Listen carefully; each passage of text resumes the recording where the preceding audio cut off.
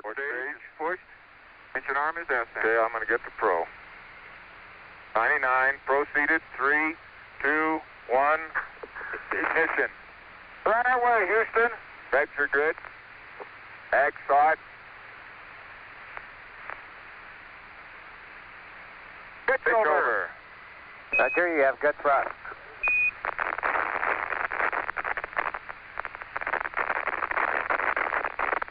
Okay, 30 seconds. 308 your number. Okay, coming through 1,500 feet, and H-dot looks good. We're here in the Space Gallery.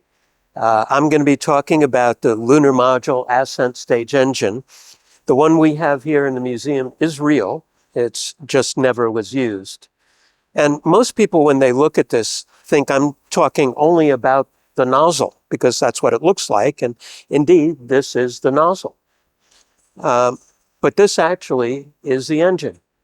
Now, that doesn't look like some of the complex engines you might have seen. And in fact, we have an RL-10 that is much more complex than this.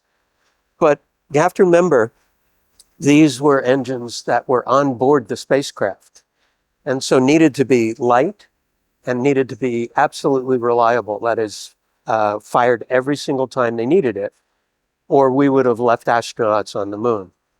So NASA came up with a way of doing this that was very interesting.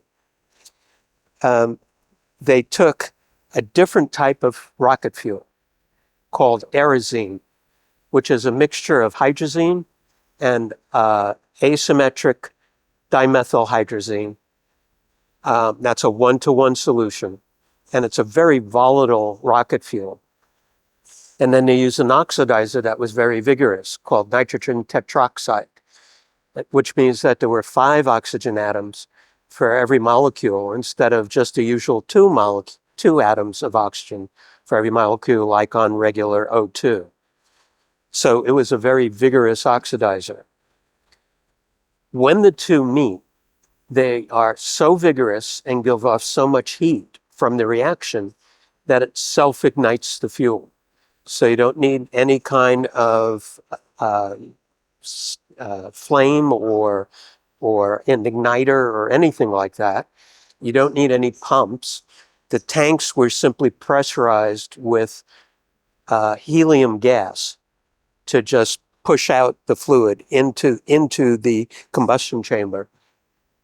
And so when Buzz Aldrin flipped the switch, up they went from the moon. This was true of all 6 of the moonshots, so that basically we were able to get everybody back. The nozzle itself is a polymer and basically very able to withstand heat, but also, just to make sure, inside was an ablative layer. That is a layer that was meant to burn off so the flames would not burn through the actual nozzle. It was only about 180 pounds of fuel that was used, but that was enough to get it off the moon and the Ascent stage off the moon and into lunar orbit, so the command module could come down and dock with them and bring them home. It's a very unique thing, but actually NASA used it on every single Apollo mission, not only the ascent stage of the lunar module, but also the descent stage of the lunar module, which also had the ability to stop and start and be throttled, so different amounts. Also, all of the thrusters on board the spacecraft, both in the service module and the command module, and then the service module propulsion system, that big engine that's on the end of the service module, that even was used the same way. It was a hypergolic engine as well.